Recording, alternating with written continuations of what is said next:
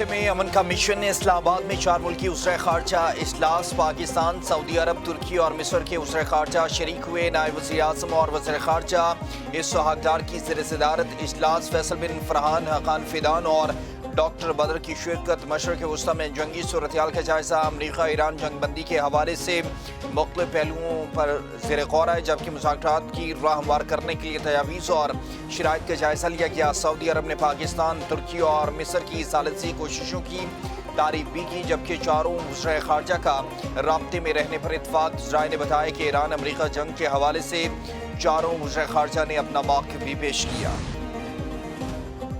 مشرق وسطی میں جنگ صرف تباہی کی طرف جائے گی، پاکستان خطے میں امن کے لیے پرعزم ہے، ہماری توجہ امن و استحکام پر مرکوز ہے۔ نائب وزیر اعظم اسحاق ڈار کی 4 فریقی اجلاس کے حوالے سے گفتگو۔ کہا وزیر خارجہ اجلاس میں خطے کی صورتحال کا جائزہ لیا، اتفاق کیا گیا جنگ کسی کے مفاد میں نہیں، UN چارٹر کے تحت تمام ملکوں کی سلامتی اور خود مختاری کا احترام کیا جانا چاہیے۔ مسلم امہ کا اتحاد موجودہ صورتحال میں مزید اہمیت اختیار کر گیا۔ پاکستان ایران اور امریکہ کے درمیان مذاکرات کے لیے کاوشیں کر رہا ہے، چین پاکستان کے تعمیری کردار کی بھی حمایت کرے گا۔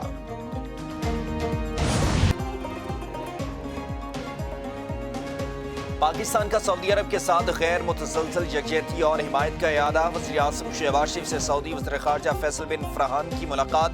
نائب وزیر اعظم اسحاق ڈار، مشیر قومی سلامتی لیفٹیننٹ جنرل ناصر ملک اور معاون خصوصی طارق فاطمی موجود تھے۔ وزیر اعظم نے سعودی وزیر خارجہ کو پاکستان کی سفارتی کوششوں سے آگاہ کیا، نازک وقت میں مسلم ملکوں میں اتحاد پر زور دیا۔ موجودہ بحران میں سعودی عرب کے غیر معمولی تحمل کو سراہا، پاکستان کے ہمیشہ سعودی عرب کے شانہ بشانہ رہنے کی یقین دہانی۔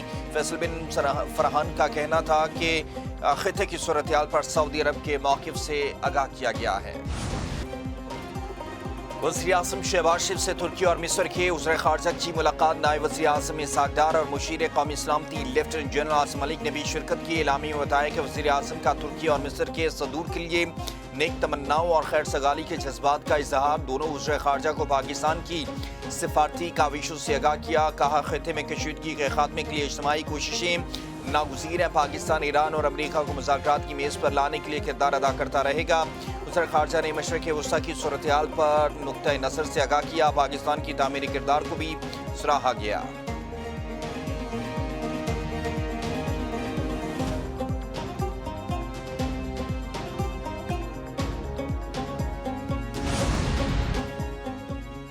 مصر کے وزیر خارجہ ڈاکٹر بدر عبدالعاطی اور ترک وزیر خارجہ حقان فیدان کی دفتر خارجہ آمد۔ نائب وزیر اعظم اسحاق ڈار سے ترک اور مصری وزیر خارجہ کی ملاقاتیں، دو طرفہ تعلقات کو مزید مضبوط بنانے کا اعادہ، امن و استحکام کے لیے قریبی رابطے جاری رکھنے پر اتفاق۔ سعودی وزیر خارجہ کی بھی نائب وزیر اعظم اسحاق ڈار سے ملاقات ہوئی، پاکستان اور سعودی عرب کا امن و استحکام کے لیے مل کر کام کرنے پر اتفاق۔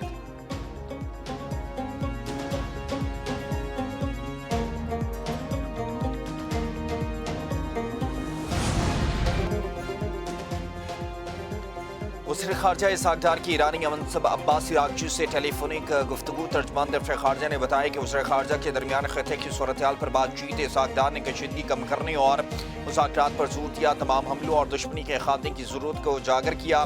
کہا پائیدار امن کے لیے سفارتکاری ہی واحد راستہ ہے، پاکستان کا خطے میں امن و استحکام کے لیے کوششوں کی حمایت جاری رکھنے کا اعادہ۔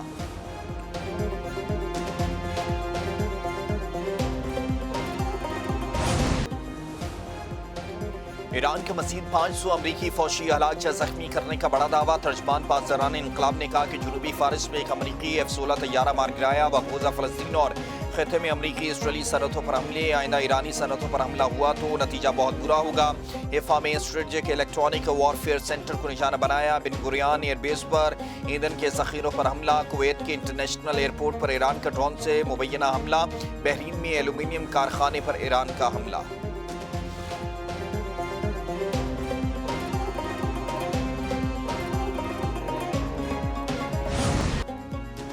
ایران اور حزب اللہ کے اسرائیل پر تابڑ توڑ حملے، ایرانی میزائل حملے کے نتیجے میں اسرائیل کے سویرائے نخل میں انڈسٹریل مقام پر آگ لگ گئی۔ حملوں میں مزید 142 اسرائیلی شہری زخمی، جنگ میں اب تک 5600 سے زائد اسرائیلی شہری زخمی ہو چکے۔ اسرائیلی حملوں میں لبنان میں مزید 8 افراد جاں بحق ہو گئے، کئی زخمی۔ لبنان میں اسرائیلی حملوں میں جاں بحق افراد کی تعداد 1000 سے تجاوز کر گئی، 3400 افراد زخمی۔ عالمی ادارے صحت کے مطابق طبی عملے کے 51 افراد بھی جاں بحق ہوئے۔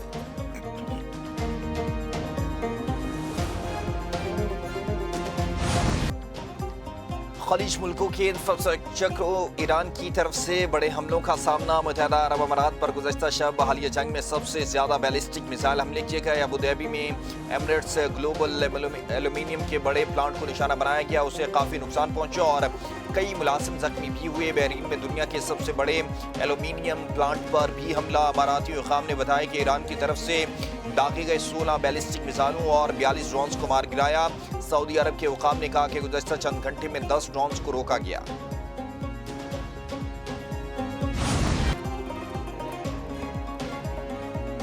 امریکہ اور اسرائیل کی ایران پر بمباری، مزید 7 افراد جاں بحق، 9 زخمی۔ صوبہ گیلان پر فضائی حملے میں 2 افراد جاں بحق، 5 زخمی۔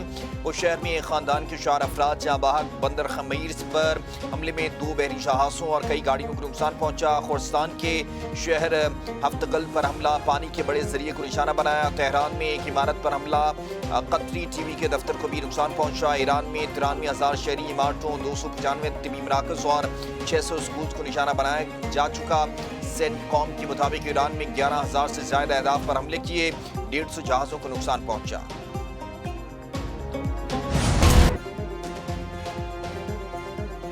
امریکہ نے ایران میں زمینی کارروائیوں کی تیاری کر لی۔ واشنگٹن پوسٹ کی رپورٹ میں دعویٰ کیا گیا کہ ایران میں محدود زمینی کارروائی خصوصی دستے کریں گے۔ صدر ٹرمپ کی منظوری سے جنگ کا خطرناک مرحلہ شروع ہوگا۔ ہزاروں فوجی میرینز مشرق وسطیٰ پہنچ رہے ہیں۔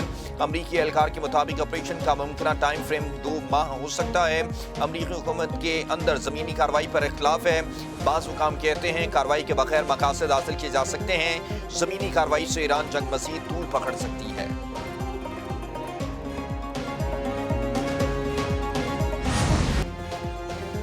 امریکہ نے مزید 2 بحری جنگی جہاز مشرق وسطیٰ بھیج دیے۔ طیارہ بردار جنگی بحری جہازوں میں جارج H.W. بش اور USS ٹریپولی شامل ہیں۔ USS ٹریپولی پر 3500 میرینز اور سیلرز موجود ہیں۔ سینٹ کام نے بتایا کہ اس بحری بیڑے کے ہمراہ ایک ٹرانسپورٹ اور اسٹرائک فائٹر ہوائی جہاز بھی ہے۔ امریکہ نے پہلے USS جبرالڈ فورڈ اور USS ابراہم لنکن جنگی جہاز خطے میں بھیجے تھے۔